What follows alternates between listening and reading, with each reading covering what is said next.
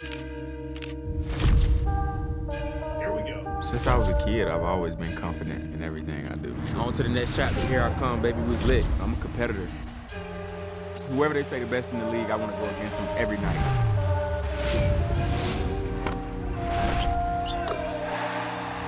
With the first pick, the Minnesota Timberwolves select Anthony Edwards. I bet I'll be A1 from day one.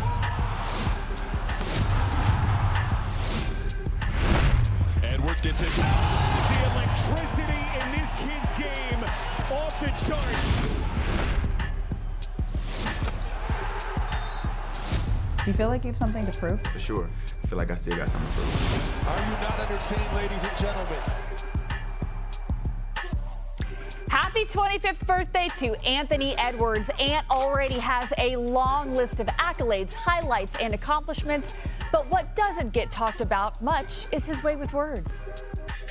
Popeyes, Ant? Yeah, man. I had to get Popeyes after the game. I could have went to the MLB. Can you swim? Yeah, like Michael Phelps. Tennis, swimming, lacrosse, whatever you need me to play, I'm going to go do it. Teams in the similar spots beside you in the table. Where you from, Jim? Ireland. I like your accent. I think when Rudy hit the turnaround, I was like, yeah, we probably got him. Yeah, I told him. I said, I'll see y'all for Game 7.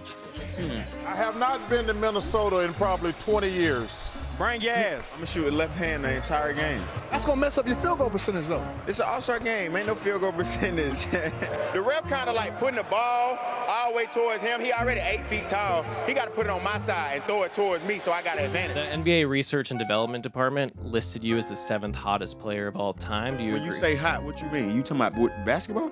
Handsome, attractive. Oh, man. All right, let's stick on the topic of Ant, shall we? He was in the gym working out with his new backcourt mate, LaMelo Ball. 2020 #1 pick, the 2020 #3 pick, joined forces this year in Minnesota. Oh, and check this out. Second pick of last year's WNBA draft was on the other court. Love, love, love Olivia Miles' game. She is so fun to watch. All right, Perk, this Wolves team is going to look a lot different than the past several seasons. What do you think their ceiling is this season? Well, I think they ceiling that they could reach the NBA Finals, to be honest. I expect Anthony Edwards and LaMelo Ball to be the best backcourt in the NBA. I expect Anthony Edwards to have an MVP-type season and to lead the league in scoring, just off of being able to play his natural position at the 2 guard. Do we realize that Ant-Man over the last 2 seasons has made 525 three-point shots, and a lot of them has been self-created, and now all of a sudden he gets an opportunity to play with someone like LaMelo, who's going to set the table like he did for the league scorer last year, the league guy who led the league and made 3-pointers and conquered nipple.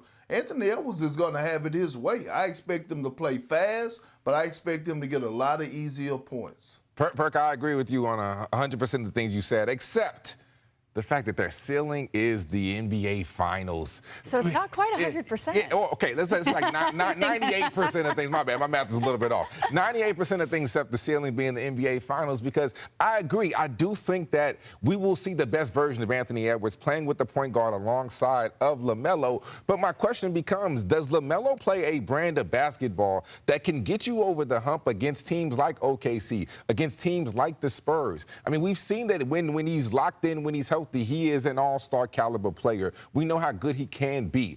But the biggest question on his whole career is, does he play a brand of basketball that translates to winning? And I think that Anthony Edwards can help him maybe lock in a little bit more, but I don't know if they can have enough, if they can lock in enough to be able to get over the Spurs or OKC. Well, King, I think certain situations or a different change of scenery actually helps that. And the one thing that's undeniable is that the Minnesota Timberwolves, they have culture, right? They have culture and they have a standard. And now all of a sudden, LaMelo is leaving somewhere where it's been a lot of ups and downs and more downs than it has been highs. Now he understands the moment. Do you think that in early August, we usually see videos of 2 guys in Minnesota in the gym together? That tells you all you need to know. Now, I get it. They have a void that they need to fill when it comes to seeing who they could put in to take the place of Julius Randle. But I would not sleep on Trey Lyles. I would not sleep on none of the young guys that's development. And when it comes to being high-powered offensively, they still kept Ayo. You still have a 4-time Defensive Player of the Year anchor in the middle. This team is going to be right in the thick of things. And last but not least, Anthony Edwards is on the clock. Like, there's no way in hell you didn't witness Wemby go to the finals. You didn't witness SGA win the championship. Jalen Brunson win the championship. Jason Tatum win the championship. And your ass not in Minnesota jealous. It's okay to be jealous. It's okay to want more. He got a new look, new fade, new cut, all that. He want more action. Slater, you cover the West very in depth for us. Any more help coming for Ant? Yeah, I mean, I think Perk papered over their front court issues a little bit there. The cost of bringing this backcourt together was the front court, because he mentioned the loss of Julius Randle. They also had to throw Naz Reid into that trade. Great point. And they went after LeBron James. We kind of thought that was a pipe dream. It turned out to be. They weren't able to get him. They're still out searching for front court help. Jonathan Kuminga is a guy they've made calls on. We'll see that it might be tough to add him, but if they do, that might shore up some of the issues they're having. Maybe you see McDaniel slide down and play some, small ball four, but that would be my concern. This was a team that strength was its front court, and now it's a weakness. All right, well, Ant Edwards is officially 25 years old. So here's a list of some of the best players under the age of 25 when the season tips in October.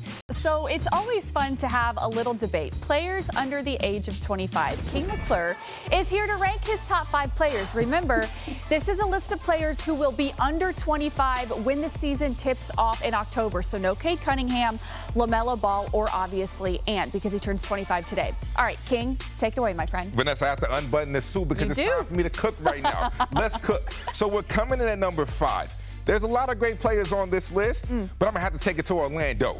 Paolo Banchero. We know when healthy, this young man can put a team on his back and lead you to the playoffs. Will he ever be able to get over the hump? That's the million-dollar question. But for that, we're going with number 5, okay? Let's go for number 4. Once again, a lot of good players. I'm going with Chet Holmgren. Okay. And I know what people are going to say, Vanessa. Last playoff series against San Antonio, he wasn't great. He didn't perform. He was running from Wemby. I don't care. He's won a championship. He's an All-NBA player, All-NBA defender. This young man can play. I don't care what he did in that last series. He's going at number 4. Number 3. Let's go to the ATL. Oh. Let's take it to Jalen Johnson. Love his game. Last year, he was absolutely phenomenal. Atlanta, one of the best teams in the East. They will be up there in contention. When you look at what he did, top 25 in scoring, top 10 in rebounding, top 5 in assists. What can't this man do on the offensive side? Look for him to have a big impact this next upcoming season. Number 2. Once again, not Dylan Harper, even though he is phenomenal. Let's see, who am I going with? Vanessa, I'm taking it to the D-Town. My hometown city, Cooper Flagg. When you look at what he did, youngest player to ever score 50 points in a game as a rookie, and then he's in great company. When you talk about the only rookie to ever be able to lead your team in points, rebounds, assists, and steals, it's him. And who else, Vanessa? MJ? Yes, MJ. I don't care that he was a rookie. Cooper Flagg is phenomenal. He's going to lead my team, the Dallas Mavericks, all the way one day. And number 1, it's obvious. It's obvious. We're going to take it to the unicorn, the alien himself, Victor Wembanyama. I mean, what he can do defensively, how he can impact the game. Have we ever seen anything like it, right? I think in a few years, he won't just be number 1 on this list, but he can be number 1 in the league. Tough to argue with that. He has been so dominant in the league so far. Perk, you typically do our big lists. It's so weird to see King do one. What did you think of his under 25 ranking? Hey, look, I gotta give him a round of applause because when I first saw all those names on there, I was like, man, I'm glad this is not me doing the list today because I don't feel like my comments on social media flooding up. But King, I cannot disagree. Maybe I take Paolo Banchero out and slide in Dylan Harper. I'm a little higher on Dylan Harper than I am Paolo. But outside of that, this list is Beyonce. It's flawless. Wow. It's Beyonce. To get a compliment from Perk on a list is no small feat, my friend. Well done, King. All right.